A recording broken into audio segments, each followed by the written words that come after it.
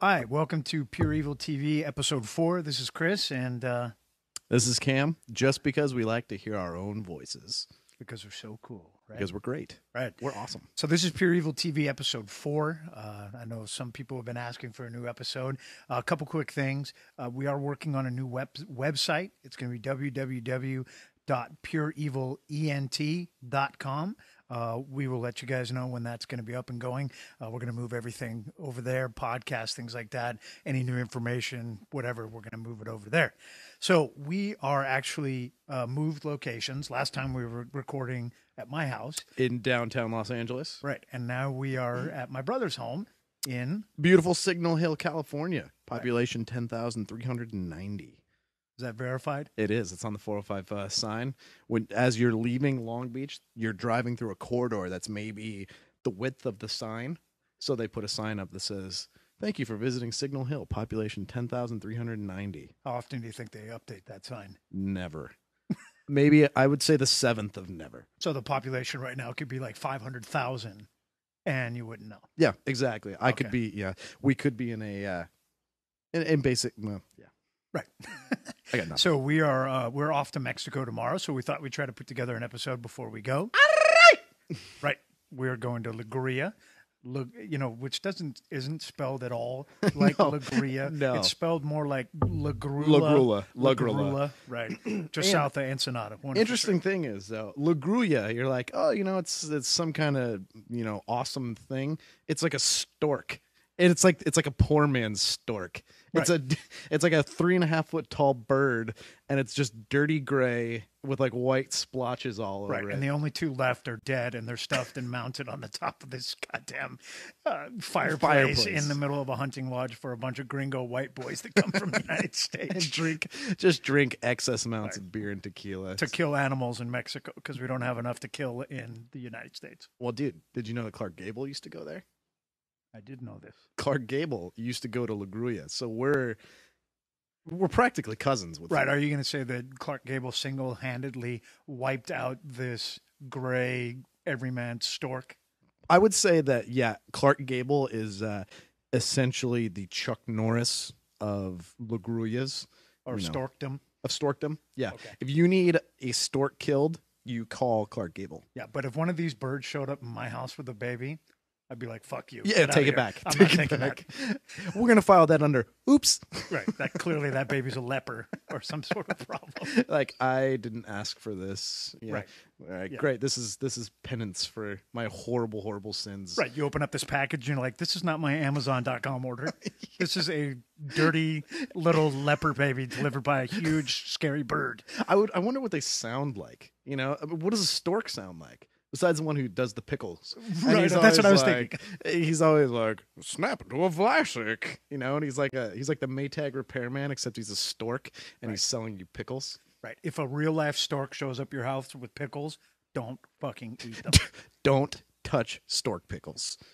Whoosh, we can cross that off the list. Right. Is that on the list of general rules that you have about life? Oh yeah, I have a lot of rules.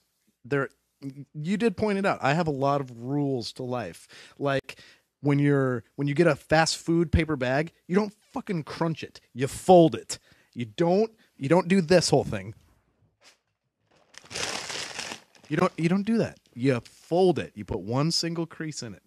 Done. You don't get a sense of satisfaction from dominating the fast food bag by going with it. No. I'd like to let the fast food bag know that we're partners in this. That we are gonna satisfy my hunger together. Right. No. When I get the bag, I'm like, F you, food. I'm about to eat you. I am in control here. You're a command and conquer. You're a Germany of the fast food nation. Right. I just paid $1.19 for a McDouble, which used to be a actual double cheeseburger with 2 slices of cheese, and now it's just the McDouble because McDonald's wanted to save, I don't know, half a cent because of an extra slice of cheese. But yeah, anyways, that crunching in the bag is a little bit of a dominance. You just did some McCalculus. You're McShitting me. I McShit you not.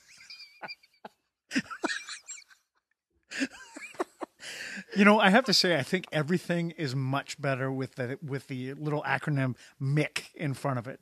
Like when we used to go to the Avengers games, And at the end of the second half or whatever, if they scored, you got a McFlurry. Ah, yes. Right. And I would always stand up and scream like, Mick score. Yeah. You know, yeah. Mick punt it, Mick throw it. Mick punch him in the throat. Yes, Mick slice his head. Yeah, right. That's a hockey game, right? Oh, you're right. It's a hockey game. It wasn't the football game. Because the football game, it was always Hooters and what else? Carl's Jr.'s hamburgers. Yes, but I like the Hooters because we used to get to yell things like, I want some titties and wings, which is... Right, stand for your titties and hot sauce. Right. Exactly, right. Yes. Exactly. I miss the Avengers, man. It fills that, I miss football. It's coming back, though. Draft is next weekend, the 25th. So the draft. Right. God's greatest hangover cure. The draft. What, 2 days of football doesn't light your fire? It's not football though, dude. It's like non-nerds Dungeons and Dragons. I'll take your inside linebacker if you give me 2 running backs and a draft pick next year. You got yourself a goddamn deal. I see it as a challenge to sit there and listen to somebody go, with the 10,353rd pick in the draft, the Colts take some fucking guy from the middle of Iowa that we've never fucking heard of before. And then you have 50 other people on their cell phones, and they're like, did you hear Johnny McShithole got picked up by the Colts? No. What I like is the dudes that are actually there at the draft, and they're all like, boo! Boo! And they're booing him. Like the coach is going to be like, oh, no, dude, we're letting down Raider Nation. We're letting down 7 guys who drove from Oakland. We got no do-overs. Do-overs. Well, how about that? Like, here's your jersey and your hat and some fans already booing you before you've even played the game. Sign your check for $50 million. Good luck. Like, come on. Yeah, dude, that's welcome awesome. to the NFL. What is it, Jerry Glanville, that great thing? He says to the ref, NFL stands for not for long, if you keep making calls like that. Exactly. Right, Yeah. exactly. My favorite ref heckle, and this one, I used your Jerry Glanville as a segue, by the way, into ref heckling. Oh, okay. That's just how we roll on Pure Evil Entertainment.